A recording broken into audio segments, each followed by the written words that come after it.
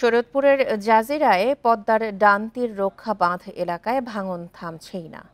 প্রবল স্রোতে কয়েকদিন ধরে দফায় দফায় ভাঙনে প্রায় 200 মিটার অংশ ধসে গেছে। ফলে ঝুঁকিতে কয়েকশো ঘরবাড়ি, বিভিন্ন স্থাপনা ও আবাদি জমি।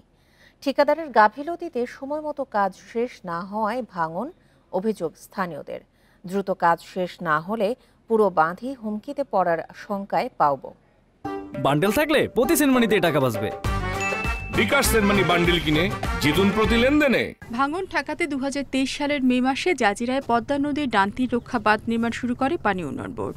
8.67 কিলোমিটার দীর্ঘ বাঁধের 31টি অংশের মধ্যে 2টি কাজ শেষ, চলছে বাকি 29টি অংশের কাজ।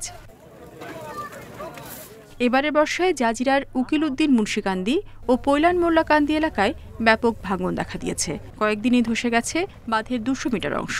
ঝুঁকিতে কয়েকশো ঘরবাড়ি, স্থাপনা ও আবাদি জমি ও নদীতে এই বছর ভাঙা চলে গেছে। আমাদের একটা বাড়ি এখানে পাশে আছে এখন। এই বাড়িটা হচ্ছে নদীর হুমকিতে। বাপদাদার সম্পদ ছিল, তা নদীতে ভেঙে নিয়ে যাচ্ছে। আমাদের এখানে কোথাও যাওয়ার মতো জায়গা নাই।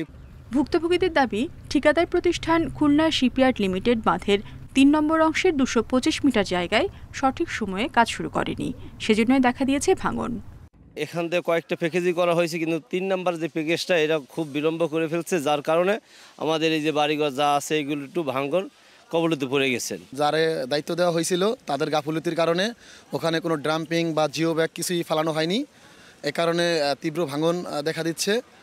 ভাঙন রোধে জিও ব্যাগ ও জিও টিউব ফেলছে পানি উন্নয়ন বোর্ড।